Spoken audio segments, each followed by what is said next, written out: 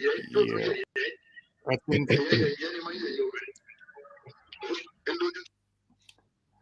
I think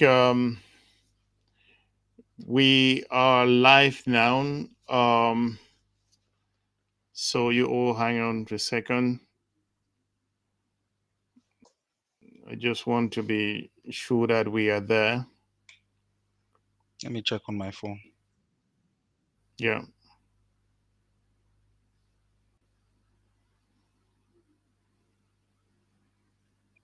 Yeah, we are live. Oh, welcome everybody, and thank you for joining us again. And welcome to the Explorer.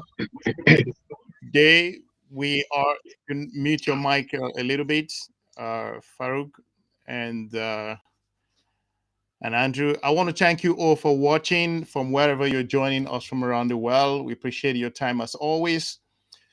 Today we really want to look at to have a proper conversation regards to the United States of America's relationship and the country of Nigeria.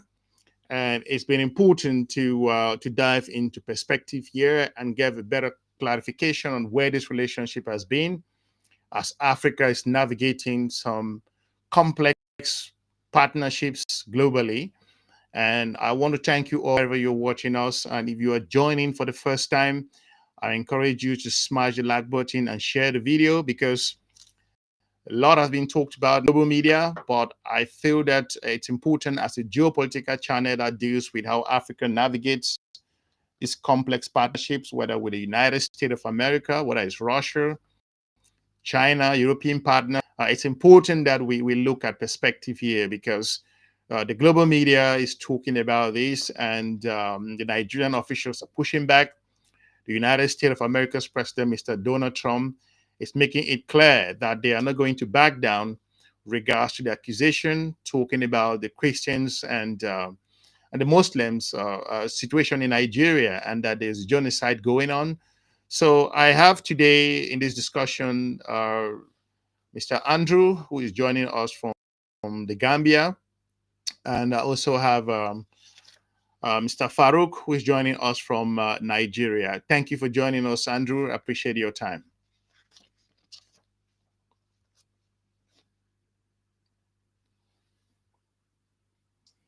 Andrew, can you hear me? You Thank you for guys can having mute at me. the moment. Great. Farouk, thanks for joining us. And yeah, I know you are joining us from Nigeria. I hope everything is okay over there.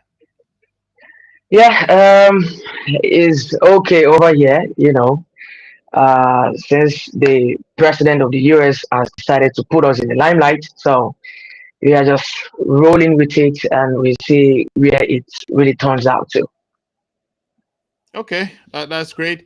So it's important that we look into these. I think Nigeria was always considered to be the United States of America's very strategic partner. I'm really wondering where this relationship is going. And it's been one of those countries that the US consider very strategic in the continent of Africa. And I'm really wondering what's happening so far that this relationship has taken a nosedive all of a sudden.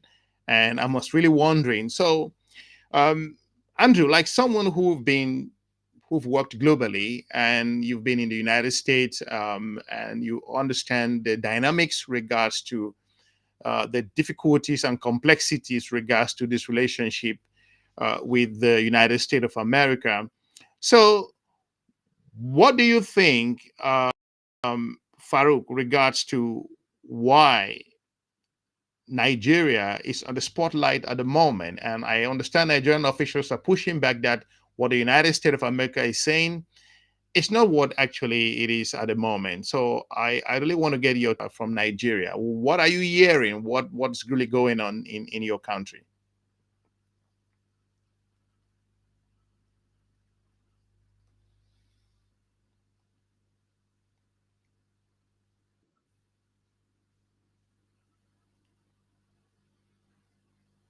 Can you hear me well? Hello. Yeah, sorry, I lost my network the other time. Yes. So I was saying that Hello. can you hear me? hearing you very well. Yes, I can hear you now. Please speak on. Good.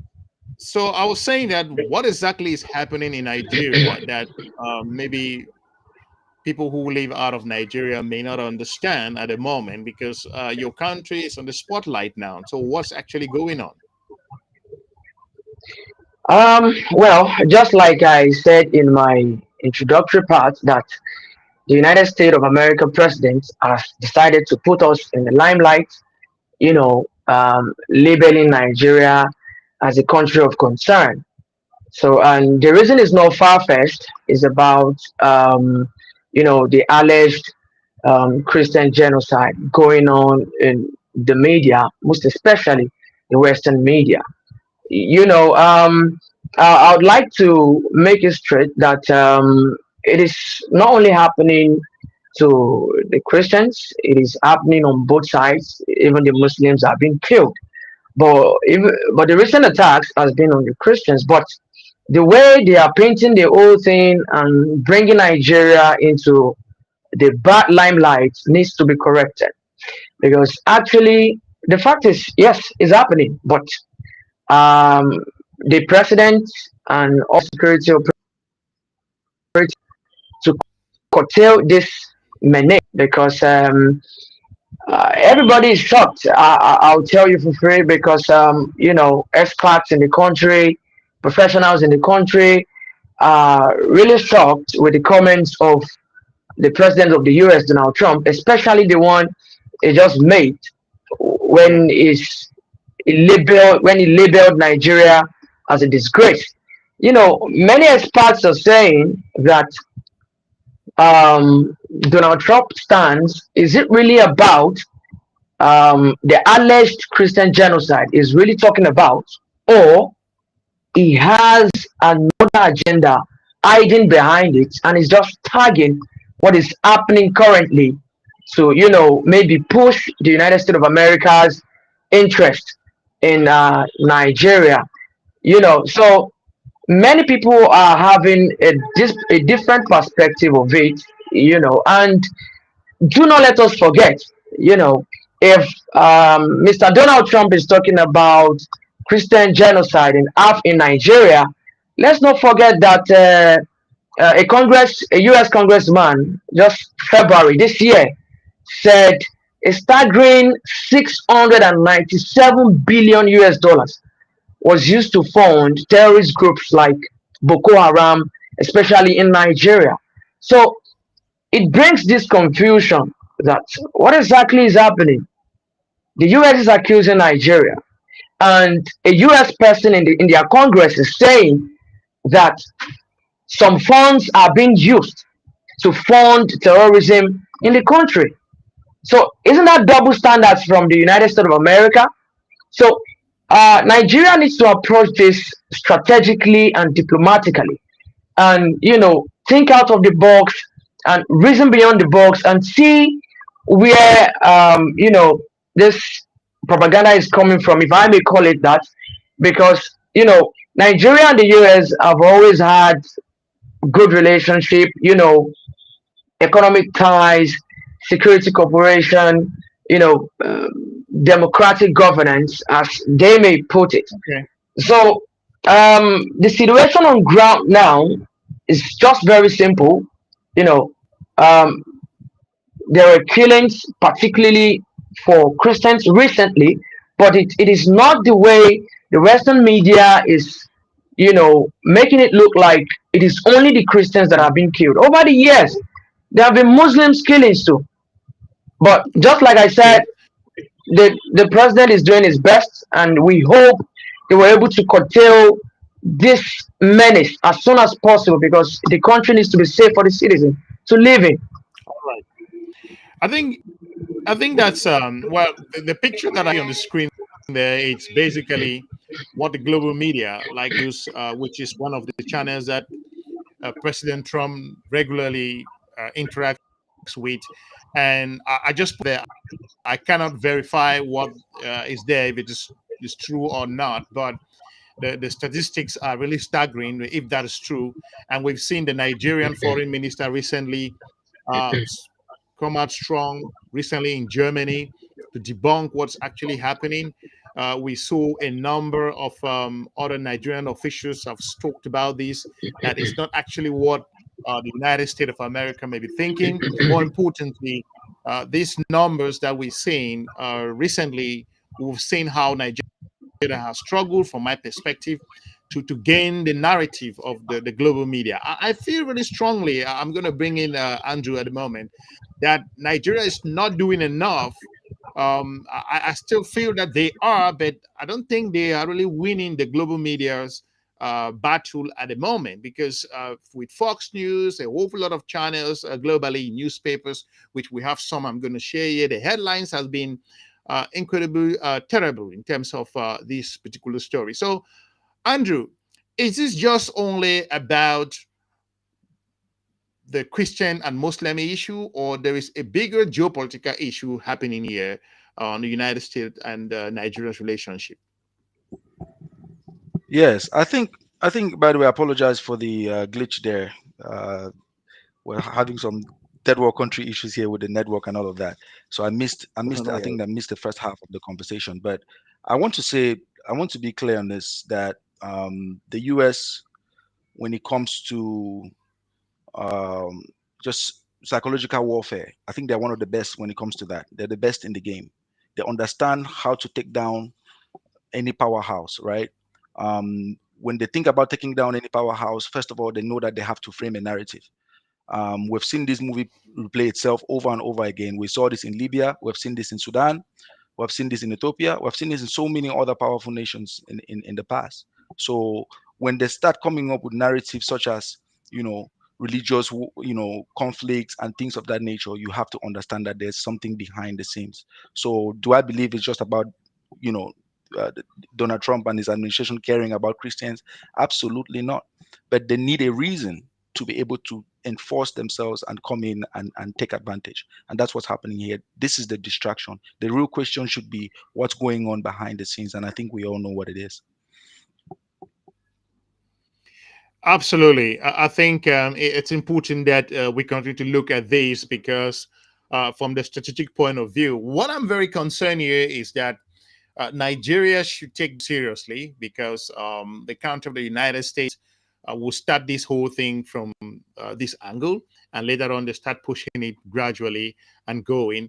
Now, if you consider the situation with the United States and South Africa, I think that the recent outing by your foreign minister, the foreign minister of Nigeria, he basically, from my understanding, the recent outing with Piers Morgan, one of the TV podcast or channel in the UK, the foreign minister talks a little bit more about the sovereignty and arguing about that Nigeria will not become the new Sudan. There are a number of internal challenges and difficulties that are going on in Nigeria, which is true. Nigeria being Africa's second largest economy at the moment, based on some data. Andrew, do you think that the current trade, because South Africa has 30% at the moment of tariffs, and Nigeria, I think, will pay for this in an awful lot of areas, because I think Nigeria can stand its grounds. But do you think that Nigeria, not a country which can step up to the plate and defend itself in a number of areas, do you think that Mr. Trump's continuous accusation and pressure on Nigeria would allow this problem to be solved? Or, as experts say, maybe Nigeria need absolute help for people to come in and get rid of the situation that they are talking about? Do you think Nigeria will get to that level, Andrew? That's an excellent question, and I think there are multiple folds to it. I think that Nigeria needs to take its issues more seriously. We've been hearing about religious conflicts in Nigeria for years, for so many years now, and I think I missed the half of it, but I think Farouk was alluding to that, saying that that is not the issue. If there is any conflict, it's not as a result of religious backing. You know, when you have a nation that has over 3 billion people, there's poverty, there's not enough jobs, you are going to have disgruntlement, you are going to have conflict, right? And then when you have a government that does not pay attention to these people, you have a political system that empowers a few and then rejects the rest, which is what's practiced in most African countries today. You're going to have problems like that. Now, Nigeria has an issue which is similar to what we have in Cameroon, where I come from, is too many tribes and too many different differences from a cultural perspective. So if a Muslim man has a trade issue with a Christian and it ends up deadly, is that a religious problem, or is that just a business problem? So there's that as well. But if you don't take control of your own narrative, you will let a powerhouse such as America come in and tell your story for you. And what does that do? What that does is that it scares investors, right? Trump is just trying to push the narrative to promote his base. His base, as we know, is highly evangelical, right? So when he pushes narratives like this is what he's doing. He's empowering his base. He's telling all the religious NGOs, be wary of Nigeria. And what happens after that? They stop sending funding. They stop sending aid. And then before you know, an entire village collapses. So it's not just, Nigeria should not treat this as just an announcement. They should come out and categorically debunk this as emphatically as possible. I think that the silence to me is what disappoints me the most. They should basically, do you think they should basically bring out like what they've done in the past and actually tackle this head on? Like, for example, they will go to these places, bring images and discuss, because there is a delegation from Nigeria that recently went to the United States of America. And that delegation so far, from my research, is facing some roadblocks. I don't think they are really making the inroad. I'm talking about this because I'm concerned about what could come up in the future, because this all started with the same, like South Africa, when Mr. Trump was doing some bad things and they talked about genocide, where the global media debunked that aspect. Of course, South Africa have some challenges. They have some criminality, corruption, and some issue which the administration said they're going to deal with that, no doubt, talking about the G20 issue that we all heard foreign minister was talking about. But the thing is, what concerns me here is I genuinely feel, Farouk, you can answer this. I don't see enough Nigerian expert diplomats, except the foreign minister that I'm seeing and the secretary of the Foreign Affairs Office, which I saw them came out talking on issue. Nigerians are not really like enthusiastic. They're not feeling this could impact them in one way or the other. Are you hearing the same? What exactly is going on, Farouk? Well, I would say, from my perspective, even aside the professionals or the experts in the country, we youth, we take something very, we take everything as fun in this country. Even when the president of the US made that statement that they are going to come to Nigeria and help stop what they describe as Christian genocide. If you go on TikTok, you see a lot of videos about youths of Nigerians making fun about it. Even though those clips are funny, truly, but it saddens me that while doing the funny aspect, let's also be serious about it, because there's a bigger picture ahead. We need to tackle this head on. If you are saying, okay, you are the youth of the country, you are not in the government, this is none of your business, one way or the other is going to affect our future as youth. So we don't just leave the government to it. As a youth, we must do something so we can pass message to the global media, and with a strategic geopolitical point of view, and let them know that, okay, this is what we stand for. And talking about the professionals and experts that they are not talking about it, basically I don't know why they are doing that, but maybe, I don't know if they are tired already, or they just feel like the respected authority that's supposed to talk about it are talking about it, and they just let things slide and let the government deal with it alone. But in my own perspective, we are supposed to support the government. pushing hard a positive narrative that, hey, come on, this narrative that the Western media is pushing, we shouldn't let this slide. We should not let this slide. What I said earlier is everywhere. You know, Scott Perry saying that US is sponsoring terrorist sects like Boko Haram. It speaks volume.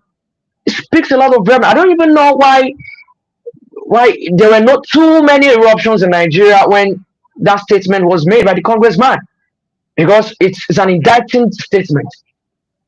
So So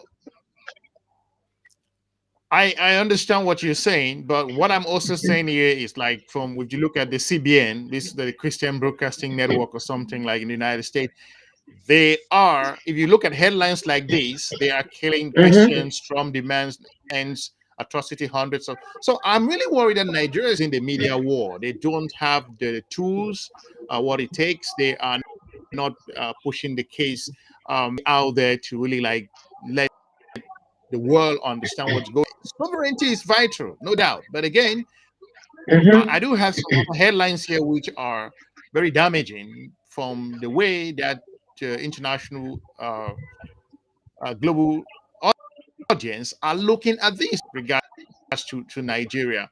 So Andrew, can this affect Nigerians? Because remember, Nigeria did not take any immigrants. Some experts say that Nigerians being punished as a result of them not allowing immigrants from the United States. They said they have their own internal problems. I don't think that is an issue. Others will say that it's as a result of Nigerians trying to expand its own geopolitical influence by engaging Russia and other countries to flex its own muscle. I don't know if that's the case. But where do you see this going? That Mr. Trump start pushing, because I'm saying this referring to the example from South Africa, because South Africa is paying the price at the moment as a result of the back and forth. They do have their issue with Israel and Gaza problem with taking Israel to the ICJ, talking about South Africa's relationship with the country of Russia, and more importantly with China. China has invested billions of US dollars in the country of South Africa. So South Africa is punching, some experts say is punching above his weight. But in the country have said that they are not, they want to be open and work with other partners globally. So Nigeria can stand it alone, because Mr. Trump, Andrew, is saying that if things don't get better, they will cut off aid, and Nigeria receives billions of US dollars from the United States of America. What do you think this will be in terms of the geopolitical implication of Nigeria, Andrew? This headline actually reminds me of when Trump said the Mexicans and the Haitians and all the other immigrants are coming in and they're eating the dogs, eating cats, and they are doing all these atrocities. And it sounded like a joke, and everyone laughed about it. Oh, that's Trump being Trump. And look at what's happening in the United States right now. They are shipping foreigners out of that country in containers, right? So no, nothing he says. There's nothing Trump would say that I would take lightly. Um, do I know where this is going to end? Do I know where this is heading? Absolutely not. But I can tell you one thing: they have to take it very seriously. Now, to your question about what the impact is going to be with regards to aid, I do believe eventually you will start seeing aid being cut off, right? You will start Yeah. seeing any Christians, any the Christians coming in for missions. You will start seeing that reduce by their numbers, and that definitely has a huge impact in these communities that need those types of support. What the extent is going to be, I have no idea. But one thing I will say is that Nigeria does have. Uh, uh, um, um, they have to seize that narrative immediately. And this is what confuses me about the whole thing. They do have the power to tell their own stories. Nigerians are some of the greatest storytellers on the continent that we have. So why are they not investing in this? I have no idea. It's beyond me. But there needs to be an active, intentional effort to show a united front, to show that, hey, Nigerians, we do have diversity, but that diversity is our strength. We do have, Christians and Muslims and the likes, but we live together in harmony. And everyone needs to see that on television, because it's propaganda. It's how war is won in 2025. That's true. I mean, it's how this narrative is being pushed, and later on becomes difficult to debunk it in several areas. I think that I've looked at across the and there's too many articles out there about the same issue, and I definitely feel that in the past Nigeria has been very cozy with the United States of America. And one thing Mr. Trump said that until he started talking about this issue, this killing or so-called genocide statement, until he called out the country of Nigeria, then Nigeria began to take him seriously or take this issue seriously. So I don't know if that is true, but sincerely, the media was talking about issues going on in Nigeria, but it's been amplified now since Mr. Trump kind of put his mouth on it. So I think that's some element of it, and Nigeria have to sit up in this case because I'm what I'm seeing here is the impact of the aid being cut off. I don't know what level of aid that Nigeria received from the United States, but I know it's billions of US dollars. They're definitely going to pay in a number of areas. But can Nigeria figure out this? Because we can't just be saying that it's only the geopolitical aspect of it, but is it a failure in governance in so that Nigeria cannot really like step up and say enough is enough? We're going to get this in order. Farouk. Well, I think we need to step up, and just like what Mr. Andrew is talking about, I think, oh, you're the one that talk about it, that Nigeria is losing the media war. I think it's not just about the media alone, and just like Mr. Andrew said, Nigeria has the one of we have finest storytellers on earth. So I think we can come in through that channel to storytelling our main stories, what we truly are, and not what the western media is talking about. I'm talking about you know film producers. They should find a way to put in their script, Nollywood. portray Nigeria. Yeah, Nollywood, put in their scripts, portray Nigeria in the best positive way they can. Because if we do not tell our own story, nobody is going to tell it for us. And if someone else is going to tell our own story, they cannot tell it like we ourselves are facing the whole thing. So I think we should do better in that aspect. If the media is not doing it enough, let the film come into place. Let's tell our own stories in a very positive manner. So I think that way we can, you know, um, put ourselves in a positive limelight. So this is an article that was written by a researcher for the Center for Strategic Studies. That's kind of a think tank that deals with African affairs and African issues. From every indication, I'm going to read this so that we all hear what she's saying here. She said, however, a narrative that reduces Nigeria's current situation to a single story of widespread persecution and mass slaughter of Christians misses consideration, other important considerations, and simplifies the complexity of violence, and more importantly, interferes relationship or interfaith relations in the country. In actually, the religious and ethnic violence in Nigeria is a symptom and the hate speech and conspiracy, therefore, that often drives in or throwing fuel on fire, launched by the frustration of Nigerians over what essentially are failures of governance. So, Andrew, you mentioned something very important there, the aspect of governance and with regards to how this can be very important on how Africa navigates the complexity, as we have seen what's happened in other countries across the sub-Saharan African region.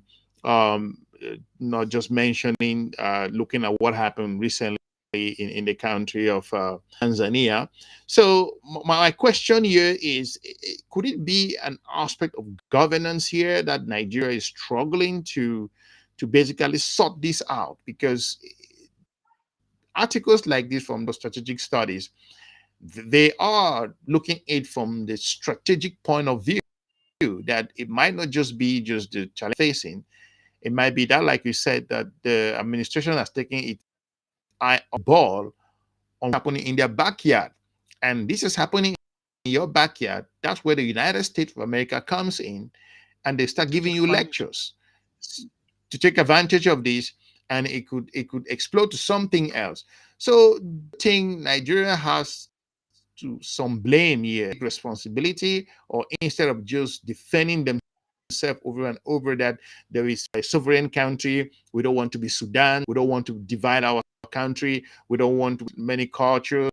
Is it time that they accept that we got this wrong and we want to, Andrew? Absolutely. And there's something to be said about coming out and saying we've had it wrong all along and we are ready to fix it. I think that's the first part of it. I'll give you an example. Look at South Africa with the apartheid, right? They were able to come out and say we have this problem and we're going to work on it. And we're in 2025 now. We're not seeing that. Is it because there's no more racism in South Africa? Is it because no? But when the government takes ownership of its problem, I'll give you another example. Let's look at Rwanda. After the genocide, what happened between the two major tribes, the Hutus and the Tutsis? It's the same thing. If you go to Rwanda today, they'll tell you there's no such thing as a Tutsi, there's no such thing as a Hutu. We are all Rwanda. Well, it's one Rwanda. So Nigeria needs to take that same strategy and employ it. If you talk to anybody about Nigeria today, they will probably think that Nigeria is only about Igbos and Yorubas. But Nigeria has over 100 tribes. Why don't we hear about all the other tribes? And when you look at the system of governance, you look at this, they favor the bigger states. Lagos, who are the people in Lagos? What tribe are they from? You go to Abuja, what tribe are they from? And things like that. They get all the funding, and then the smaller states don't get any funding, or they have to beg for crumbs and things like that. So that's a governance problem. That is a governance problem. If you care about the entire country, treat the entire country like you care about the entire country. Otherwise, a big dog like the United States would look at your problem, dissect it effectively, and pick your weaknesses and take advantage of it. And that's exactly what's happening right now. So, talking about that, it's a governance issue, but there are Nigerians in the diaspora, especially the fire is coming also from the United States. I saw one United States senator who received the Nigerian delegation when they were basically having this conversation in the Senate, and they were pressing one of the so-called expert who thinks he knows that about Nigeria. But there are Nigerian churches in the United States of America who, some of those pastors are pushing this as well, right? Again, the foreign minister of Nigeria is doing an incredible job so far to talk on this issue, but it's still not landing where it's supposed to be, because I will keep going back to the South African situation. We saw how South Africa was embarrassed at the White House. We saw how South Africa has made incredible efforts here. We're not looking at the internal issue. The countries can have their internal challenges. Or what the United States of America's relationship with the country of South Africa goes back to the previous president, Mr. Joe Biden. You had the Simon Town issues where it was accused that they were sending weapons to the country of Russia, and the ambassador had to swear with his life. So I've never seen anything like that. And we all thought that Mr. Trump coming to power, that relationship will be amicable in such a way that they can work together. But we've seen US over and over sending all kinds of recommendation that South Africa should be punished. And the fact that Nigerian faith-based ministers in the country who are based in the United States are pushing this behind, I think this is not going to go anywhere soon. And the Nigerian officials must start taking this seriously, because they might be paying off with tariffs. They might be paying off with a number of other aid cutting in the future. But if it's genuine that it's just about this, but if it is something else hidden behind the so-called genocide in Nigeria, then I don't know. And I'm sure you guys also don't know, because if it's something hidden, then that's going to come out, because the United States of America is not backing down anytime soon. So, Farouk, are Nigerian papers, like I used to watch television and some other station, do you think that they write a lot or write enough about this particular issue? To be honest with you, I do not really follow them that much, but I think they are doing their best. Particularly, there's this station, Arise TV. They are doing wonderfully well. Particularly, there's this particular presenter I sometimes listen to or watch, or always looking forward to see his tweet. Rufai Husseini is a very, very pragmatic journalist. He tackles things, very seriously, and he's always holding our government accountable, no matter how hard it is. So I think I can, for now, if you mention channels, I'll mention Arise TV too. Then I'll mention Sahara Reporters too, and also probably Punch. So I think Are they they are talking doing their about it? best. Are they really talking about it to bring out information to get people to know what's happening in Nigeria? Because that's the goal of this. Like I said, I don't see Nigerian officials defending this enough because it will get out of hand. Then maybe that's when they will come up and start talking about it. Because I'm giving an example of what happened in South Africa, and Nigeria being one of Africa's largest economy, and South Africa. So, do you think, uh, Andrew, why has this too strong economy being called out by the United States in this case? It is a genuine problem. If there is killing going on in Nigeria, between if the Muslims are killing Christian, it should stop. They should look for a way to resolve this as soon as possible. But from the economy perspective, what will small countries like Malawi be looking at, Andrew, if the giants, the so-called giant, as we call Nigeria, and then we have South Africa coming under pressure? Where do you think this is going, Andrew? I mean, if you were the United States, probably the most powerful nation in the world, and you had to insert your power somewhere, where would you go? You would target the big dog. You would target the head. Let's say when you cut the head, the rest of the body falls off. So I don't think the U.S. is worried about the Malawis and the Gambias and the likes. You target the two big horses, right? And when you look at them and you realize that governance is an issue, you realize that there are a lot of holes that you can exploit. That's exactly what they're going to do. If they could do that in bigger nations, why wouldn't they? Why would Nigeria be any different? I think that's really where the issue lies. Do I believe this is about religion? I have my suspicions. I don't believe religion has anything to do with this. I believe whenever Yeah, the United States decides to call your name, there's something on the ground that they want. Could it be the crude oil? I don't know. You've seen Nigeria gearing more towards BRICS in recent times. You've seen them partnering more with Russia, partnering more with China in recent times, and maybe the US just feels like they're losing a stronghold of their West African allies. Maybe that's what it is. The United States, everyone knows they've always been looking for another option outside of the Middle East to steal oil. Where else would they go other than Nigeria, right? So this should come as no surprise. yeah. I think it comes as no surprise, as most people will say that no one is 100% sure that this ends from the point of just calling out the Christian issue.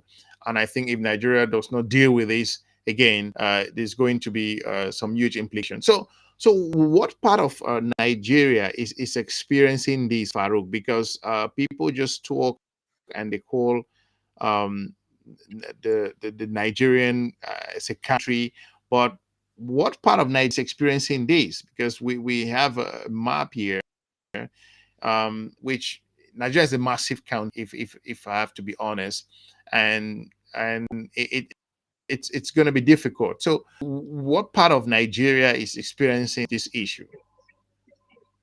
Basically, what we're saying in the news, I can never be everywhere. Or what we're saying on local papers, you know, is basically happening more in the northern part of Nigeria. and just recently, it's moving down the southwest. So, but I think the authorities here in the southwest, particularly, for instance, the Kwara State now, there are several attacks recently, but the Kwara State governor and in collaboration with the federal government have been able to, summon the military personnel and all other security personnel, to curtail this terrorism and atrocities. And it has stopped for now until again we had another attack about several days ago of kidnapping. But thankfully now they've been rescued back and they are back in a safe place. So those are, basically it is the northern part of Nigeria, and gradually it is moving down to the southwest. I was seeing a video on TikTok. I don't know how true the video is. As a media person, I'm always very skeptical about information. I don't believe all I see online. So there's this I've forgotten his name, something Ghanaian, something. Is one political leader like that or a cleric. He was saying that he had informants that you know these people have already surrounded southwestern states and they will push in gradually. But I hope those were not right from him, because security wise we have to be very, very proactive. So, basically it is happening more in the northern part of Nigeria, and it is moving gradually to the southern west part of Okay. Nigeria. We hope it stops. Yeah. Now, Andrew, because this is serious, like I go back to talking about South Africa, how South Africa dealt with this. What you're seeing now is the names of the officials from Nigerian administration that went to the United States of America. So these are high profile officials who made this journey. So it's to tell you this is a walk in the park, and Nigeria should not be taking this lying low, because the consequences and the impact may be more than what we are looking at. Again, I stand very clear that Nigeria has to stand down. Nigeria should not just cave in. That's not what I'm saying. I'm not saying Nigeria should just bow to the United States, whatever they tell them, they say yes. No, they should be able to make their point clear and clarify where they stand. I don't want to hear this thing of that we don't want to be, we have our sovereignty. Sovereignty is not negotiable. So the state should be observing this clearly. So Nigeria sending this delegation to the United States to go explain this to the United States to understand. Do you think the US would take Nigeria seriously? It's a Or joke. because It's a yeah, joke. it's like I'll a ask you, joke. I'll throw a hypothetical question at you. If you are sitting in your house and you insult me about what's happening in my house, do I fly to you to explain what's happening in my house? This is comedy. This is comedy, right? So this is just a sign that the leadership in Nigeria is weak, and it's curving to what the big dog wants. And this is exactly what Donald Trump wants, to assert himself and feel powerful. And Nigeria is giving him just that by sending a delegation to the United States to explain that we do not have this problem. What you need to do is And reassure your South people. Africa made the same error, Andrew. South Africa made the You same know, error. South Africa had a bunch of officials who went to the White House. We also had that ended, an embarrassing meeting, and yeah. we saw how the South African leader stood an extent, but very embarrassing. So that will be a topic for another day. But like you said, Would would would sending this would group would, of people would to the Rwanda United do States, this? Do you think Rwanda would do this? Do you think Kagame will send a delegation to America to explain that they don't have an issue? is the thing, and I think that by sending this bunch of individuals, buying flight tickets, hotel bills, and all these other unnecessary expenses to go there and sit on this issue, my worries is But that at least they, Nigeria has sorry not to learned. interrupt you. From the list, I could see that they put some thought into it, right? They put some thought into it. You can look, if you look at the names, they made sure they had a northerner there. They made sure they had a southerner. They made sure they had a Igbo man there. So the list, at the very least, is a complete set. Sorry about that. Yes, no. I can pull the list all over again, so we can look at it, all of us, and we about it, because this is important. Because, like you said, by them there, they have given Mr. Trump what he's been looking for, and that's what he wants. And now that they've fallen into that trap, he is going to play the way he wants to play them. And this guy's Excellency Minister of State for Foreign Affairs, you have Inspector General of Police, you have the Attorney General of the Federation of Nigeria, Chief of Defense Staff, you have Chief of Defense Intelligence, Special Advisor to ONSA, you have Director of Foreign Relations, ONSA.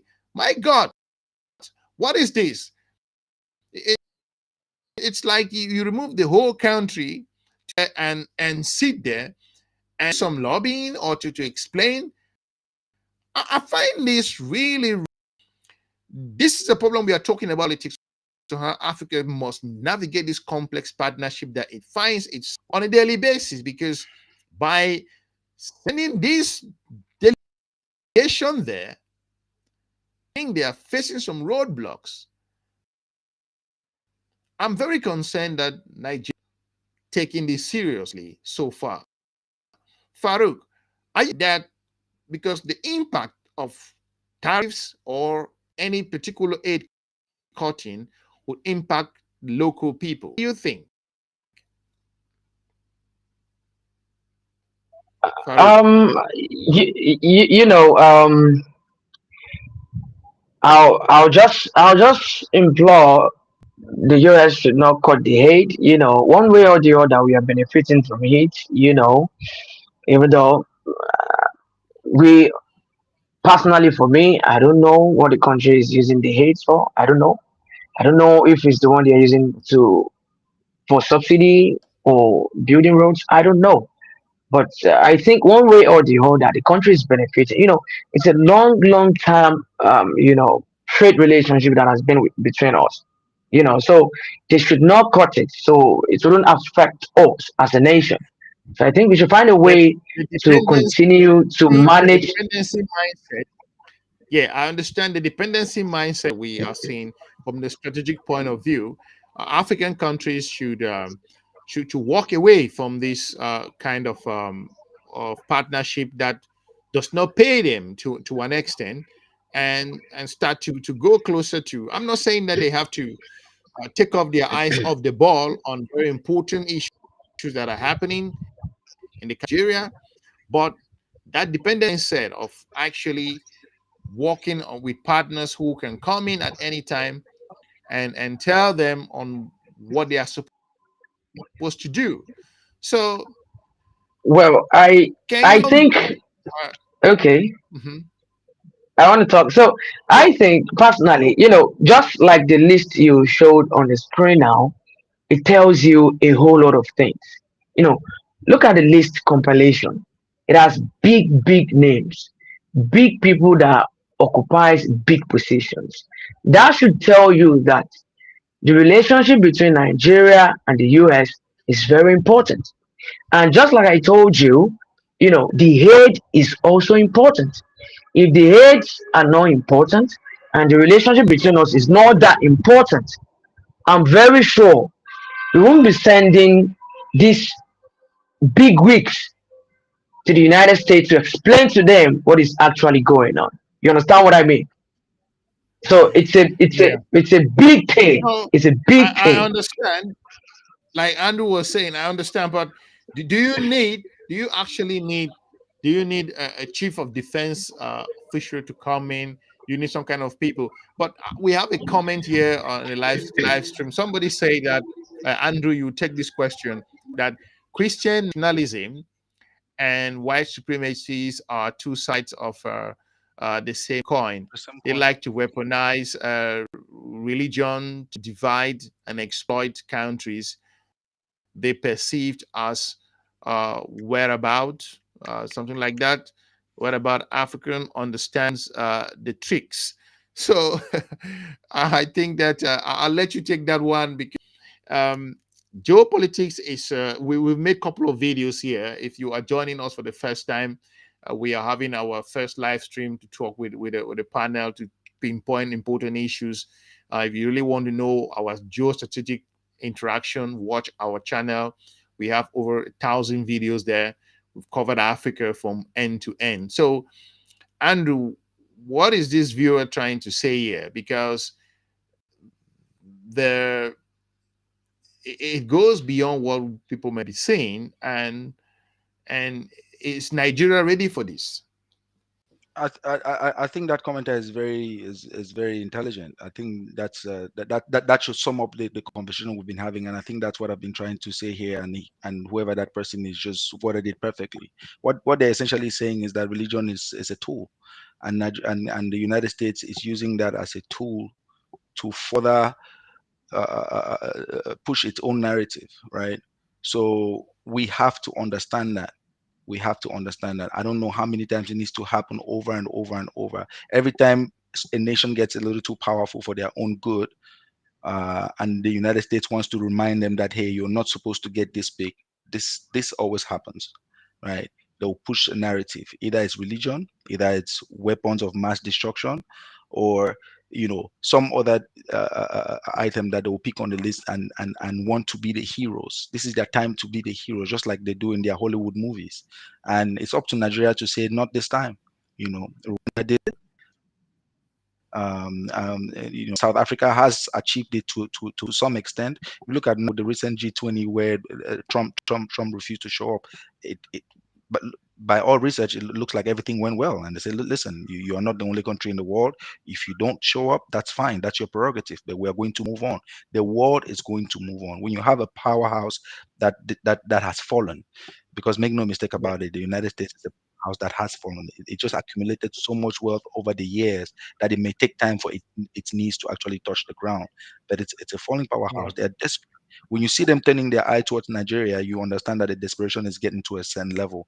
And I think Africa needs to take this very seriously. They are not joking around.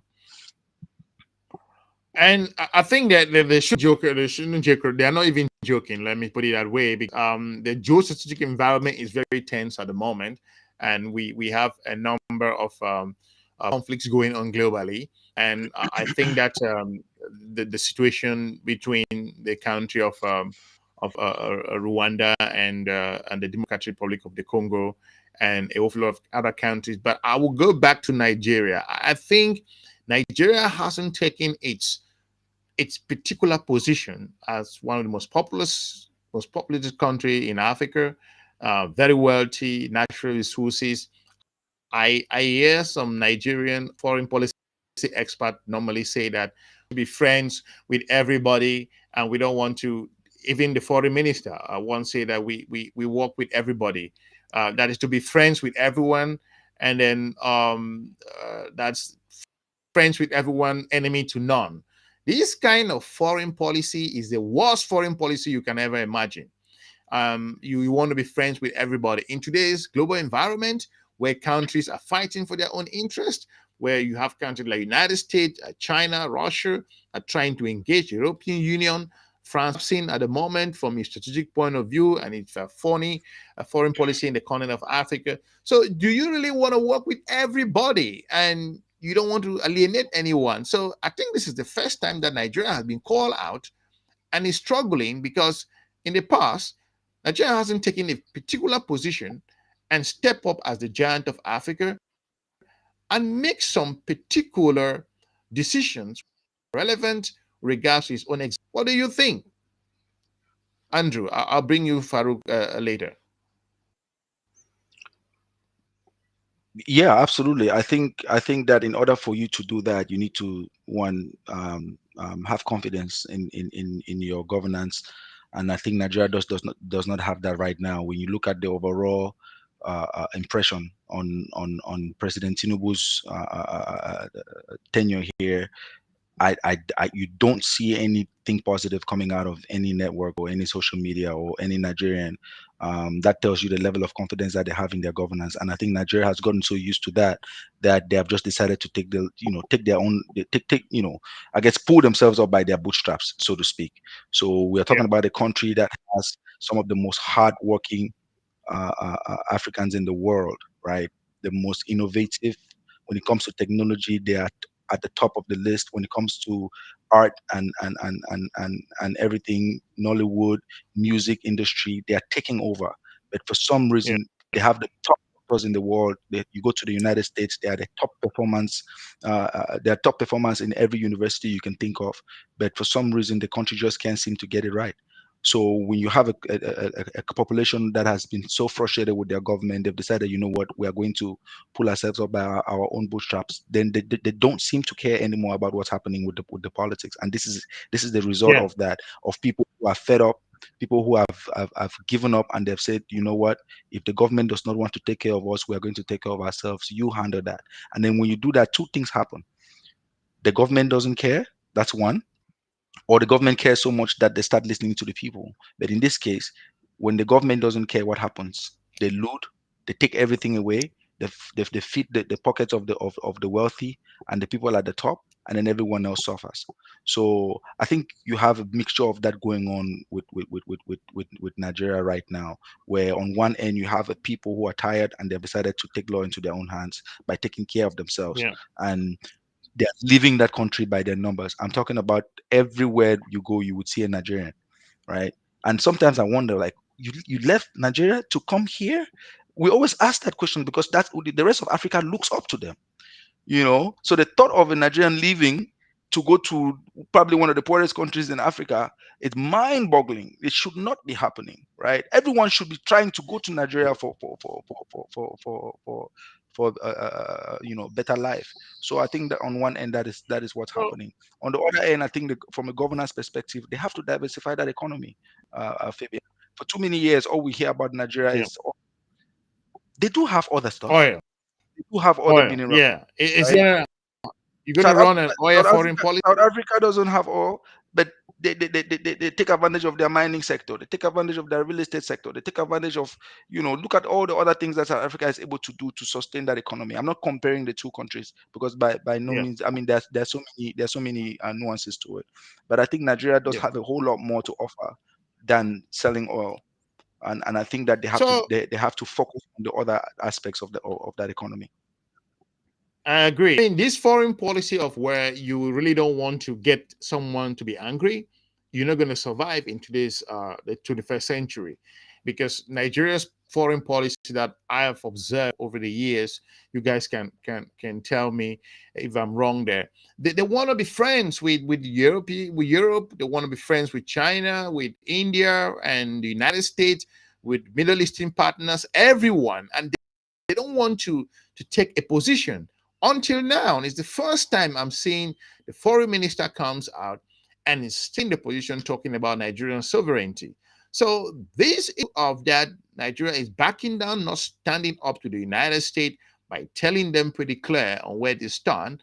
And I think Nigeria, it's compromised in a way in terms of the aid support that they receive from the country of the United States.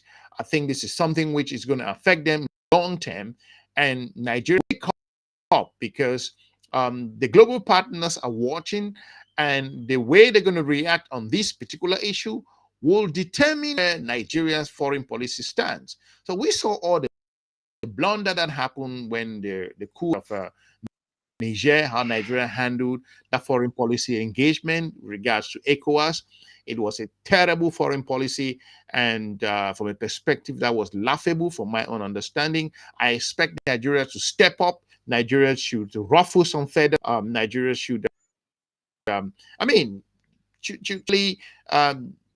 say that we don't care, we want to lead, we want to serve the continent of Africa. I completely feel Nigeria has taken a back seat. Going back to your point that you mentioned, Andrew, that the people maybe they are frustrated and they don't want to talk about anything related to geostrategic conversation, which is going to turn around to bite Nigerians again, because Africans should learn that if the Ukrainian-Russian war has not woken up the continent, where a whole continent was relying on grains coming from just two countries, I think that was low. So, Farouk, do you think that this issue is not being covered enough? Like I asked you previously, it's not being covered properly in Nigeria. And what do you think at this stage that Nigeria's foreign policy should be? Should it be saying that we don't want to anger anybody, we just want to focus on being nice to everyone? Well, I think the media should work more and escalate, the issue on ground so we can be in the best place we want to be. And to the second question, you don't have to be friends with anybody, with everybody. You should be friends with someone that wants good for you. You can't be friends with someone that other nation is chasing away, and you are going there, dining with them, eating with them, hugging their president. It is not passing a good message to the citizens. You know, if one nation is saying, "Hey, we are not doing business with this country," and we obviously know why that African nation is not doing business with France. Let me be specific here. The likes of Mali, Niger, and Burkina Faso, they chased away France. What are we doing with them? These countries, if you look at them, they want good for themselves. Burkina Faso is doing well now. Mali is doing well now. Niger is also doing well now. What are we doing with them? These people have come out to say France got nothing to offer. There's this particular pact. I've forgotten the name of the pact. After many years, then after people start to realize that this particular pact, it has nothing good for Africa. It is all about the full interest of France. So you don't have to be friends with everybody. Be friends with someone who is ready to relate with you strategically. On a 50-50 wins. The likes of China, and Russia, I think they're doing well with African nations. They are the alternatives to Africa. China is building roads, building bridges, building a lot of things for Africa. They are doing well for us. Even though there are propagandas from the US circle saying that are they really doing this or they are indebting Africa? But nonetheless, we are gaining something. So we have to Yeah. be very careful. We have to select partners carefully. If you want to come on board, tell us. Let us know your plans. It must be a win-win situation. It mustn't be a 50-40 situation. That is it. But I think what I'm concerned here is that Nigeria seems to have entangled itself too much with the United States, that it's going to be difficult for Nigeria to break free, whether it's from the aspect of the aid support, whether it's the aspect of Nigerian need technology security to solve the internal problem that they are having. There are American companies and businesses in the country of Nigeria. I think that even the United States don't even know where Nigeria stands on some very important global issues. We've seen small countries in the continent who stood clearly on where they stand on very strategic issues, whether it's on the African continental free trade area, and we've seen countries stand on the climate issues. They have made their position clear. So I think Nigeria has been everywhere. So this is not like being hard on Nigeria. We are talking geopolitics here, because if you cannot make your geopolitical partner, in this case, the United States of America, where we've seen it has been a change in North America. It's not what it used to be. The United States is not as strategic a partner as it was. So African countries must observe this partnership very closely, and that's the reason why this issue about the genocide, so-called, in Nigeria with the killing of Christians and what's going on, it's not going to go anywhere. It has got into the Senate. They are hearing testimonies now. They are talking to other pastors. I think Nigerians can step up and get this over if they want to. It's very easy for them to step up and do something. So if you allow this let them be talking in Washington and doing everything out there. I watched an episode on Fox News where the headlines were terrible headlines. So if you have headlines like this in a newspaper, it should be scary for people start believing what's going on there. Because I want to share this particular headline before I give it over to Andrew, before we start rounding it up. There is a headline that I saw. I thought I was going to bring it to this episode so that you guys can see what actually is talking about. It says that President Trump redesignation of Nigeria as a country of particular concern, a serious, well-founded wake-up call. So this is very scary and a country of concern. What does that mean in geopolitics? Is deeper than what we all know. And like Andrew, you said it earlier, if the US is digging its nose into a particular thing, does the US know something that we don't know about Nigeria, Andrew? I think that the US knows what we all know, and that's the new slash. That's the new politics. It's happening right in front of our eyes. It's happening right under our nose. They are not the magicians anymore. This is clear and it's obvious, and we can see it. The question is, what are we going to do about it? I think we've gotten to a point where we've been I don't know how else to put this, but we've suffered so much as a continent, and everyone has taken their turn to take advantage. And you have a case like in Burkina Faso or Niger, where a young person comes up and says enough is enough. This is someone who understands history, he understands where he comes from, and he understands where he thinks he wants this continent to go. And every country needs that type of leadership. Nigeria just doesn't have it right now. But no, the US is not tricking anyone. That we can see what's happening, we can see where it's going. Are they going to allow it to happen? It's the story remains to be told. But we know what we know the play here. There's no trick here. The trick is that what you're seeing is actually what's happening. That's the trick. Great. So we have like 10 minutes to round up this episode. I saw this also, US considering sanctions, Pentagon engaged in plans to protect Christians in Nigeria, and all of these kinds of headlines are things which the global populations globally are watching, are seeing it. I saw another episode, other publications, they were talking on really like some horrible things out there. So you can't paint with the same brush this particular situation, and people should understand a little deeper. And I still feel strongly that it has fixated its mind on a particular thing, and it's nothing you are going to, I keep going back, there's nothing you are going to tell them that they will believe you at this stage. They're never going to believe you, because no matter what you say, the situation in South Africa was basically the same. Nigeria will say whatever it wants to say or intends to clarify. Listen. So the repercussion here is what Nigeria should be bracing for, because, like you said, Mr. Trump is not just throwing out words there. It has the issue that is going to pull Nigeria, pull the strings of Nigeria, and it would impact Nigeria in one way or the other. This is classic geopolitics that's happening in front of our own eyes. And I think that officials in the country of Nigeria should do better and go out there and tell their story. While they are telling their stories, they should be going into those areas and trying to resolve this issue.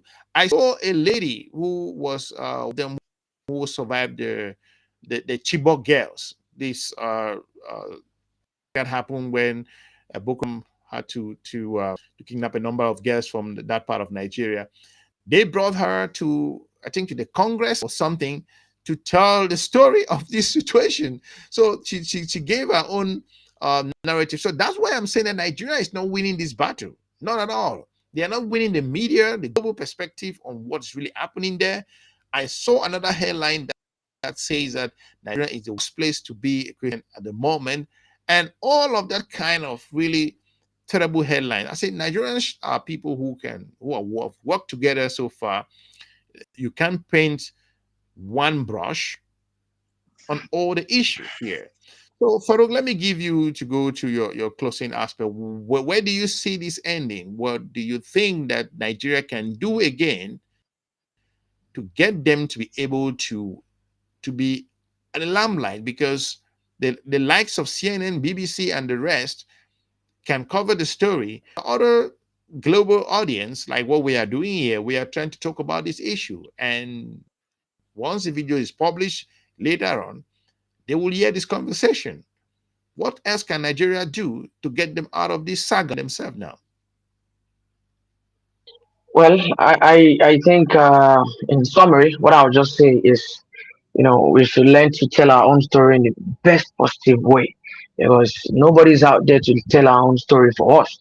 If Yeah, but we are letting other people to, even if you are telling it positively, in this case, um, if the data is not showing, be saying something positive, but the data is not showing that that this is the truth, or people are actually dying, they are killing the Christians or the Mhm, Muslims are mhm. dying, because no matter who dies, it's Nigerian people who are dying, right? So that's Yes. my thought. Hmm. So what can the government do to kind of stop this before it escalates to a whole for different level? Yeah, it's very simple, to tighten up the security operatives, to tell them to do their job, because obviously that is what they are appointed to do, or that is what they are hired to do. So they should do their job. If they are not doing it well, change people, put another people who are very, competent to do this job, put them there, let them do their best. Because I believe we can, overcome this terrorism and all of that. And I want to add one more thing. If the US is talking about killing in other nations, they are living their own backyard and prognosing in other people's issues. This one is not about terrorism now. Let's take a look at the statistics of gun death in the US. It's been coming over and over and over and over, but their media is not pushing it to the world. They're hiding it. The likes of what happened to this public analyst, Charlie, is it Charlie Cook? Yeah, I think Charlie Cook. It tells a lot of story about the US. It's not really a safe place to be too. So I think our government just needs to step up more to protect the citizens, as is one of their responsibility when they come to power. Protect the citizens more, charge the security operatives to do more to protect lives. So that is what I think I can urge the government to do. Great. Andrew, so where do you see this going? How do you perceive this to end? Because we have come back to this particular conversation down the road to know where things are, because things are happening really fast. It's like in the breakneck speed, and it's difficult to put what's going on. I think Nigeria is right behind. So, what would you expect to see Nigeria do at this stage for them to get themselves together, at least to have some control of the narrative? Yeah, I think the US is going to do what the US is going to do, and that's what bullies do. When they set that their eyes on a target, they will make sure they attain that, they achieve that goal at all costs. I think Nigeria, being the weaker, quote unquote, weaker party here, need to also take some responsibility. At the end of the day, people are dying in Nigeria, right? We're not fighting or arguing about whether this is a Christian or this is this or this is that. If there are Yeah. people dying, they need to the government needs to step up and take care of its citizens, take care of its people. And why does this keep happening in that same region? They need to do that. They need to own the data. They need to come in and say, okay, this is the data, this is what we have, and this is what's happening. There's crime everywhere. There's crime everywhere in this world. There's nowhere in the world you go where there's no crime. So if it's the same thing, give us the data and let us know. And then, like Brother Farouk said, take control of your narrative, tell your own stories. the delegation I saw you put up there, I don't know if any of them have done any interviews. Have they visited BBC? Have they gone to any major Yeah. media house to talk about this issue and debunk it? They need to stand up toe to toe with a liar and say these are lies. But if you don't have the Yeah. proof, if you don't have the actual evidence of work that you're doing to ensure that this doesn't happen, then you don't have anything to say, because all you're going to do is go to a public forum and embarrass yourself. And I think that's what's happening here. They've not been paying attention, and then oops, it happened again. So Yes. would this be a lesson from the last time it happened with the Chibo girls? I don't know. History tells me this is going to happen in another 10-15 years, and again, the West is going to capitalize it, because guess what? Nigeria is not just a small country. You are a powerful country with a lot of minerals and a lot of things that can benefit the superpower. So if you're a lion and you're treating yourself like a cat, well, people are going to trample on you. Absolutely. I think Nigeria has gotten to that point where it being perceived in that aspect, and we hope that Nigeria can step up to the plate and deal with this issue. But from where it is now in the Congress and whatever, I know pretty clear that Nigeria is going to pay some price this issue.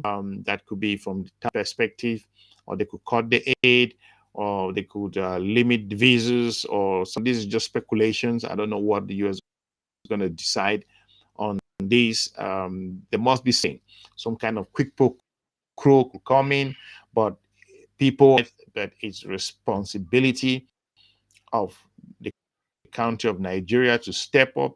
It goes back to what I was saying, that if you have issues in your backyard and you don't allow, you don't tackle them head on and resolve the issues, then you give room for countries, geopolitical partners who may not have your interest hand to come in and do whatever they do. So this is what we are seeing happening in the country of currently now in Nigeria. We've seen this happen in Sudan. Sudan is currently it's gone rogue so far. Now there are international partners who are pulling the strings from behind.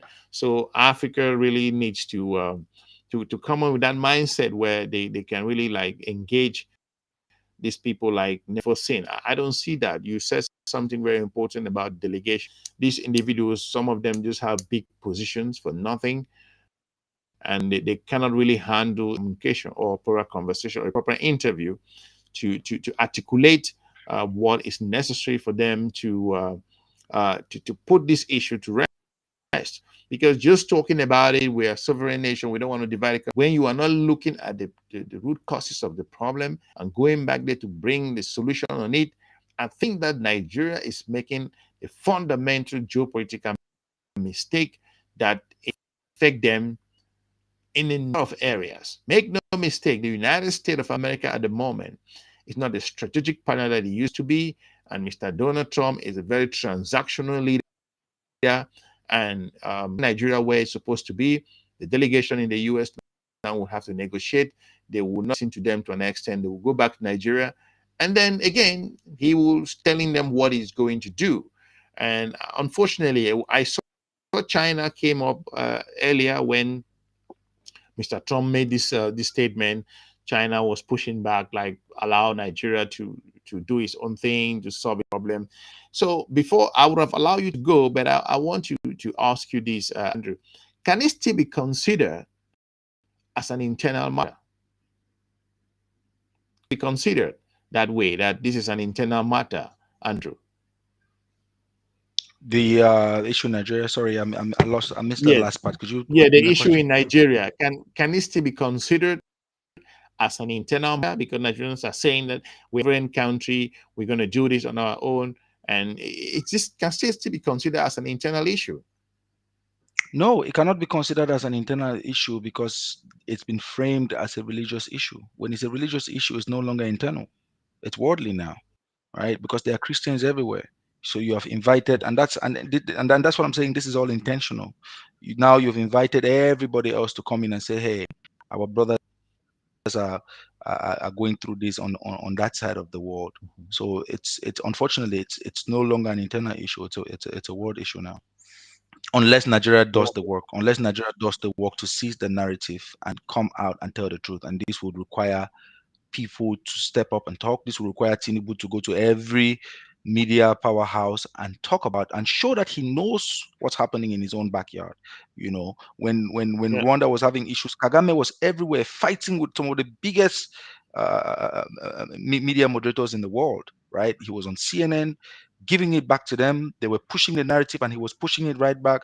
Ramaphosa, to a Yeah. certain extent, in Kenya, was doing the exact same thing. You have to go out and speak up for your country.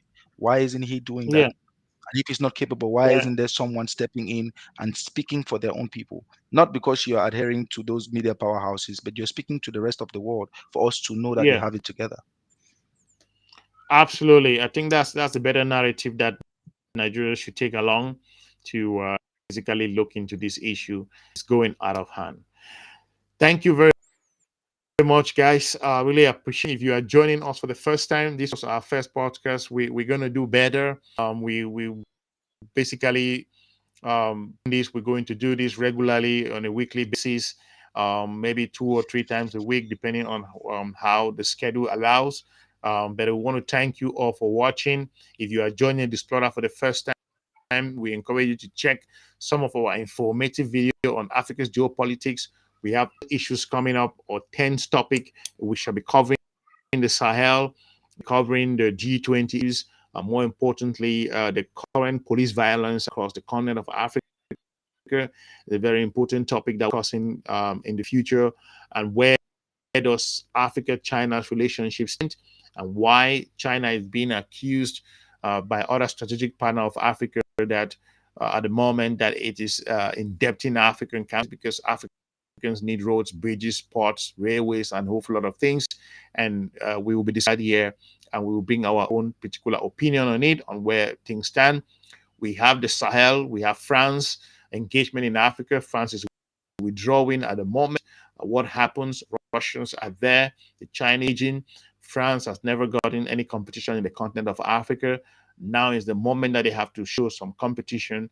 They have to defend their position at the moment. So we have hundreds of topics to talk about here, and we're going to be sharing our own strategy.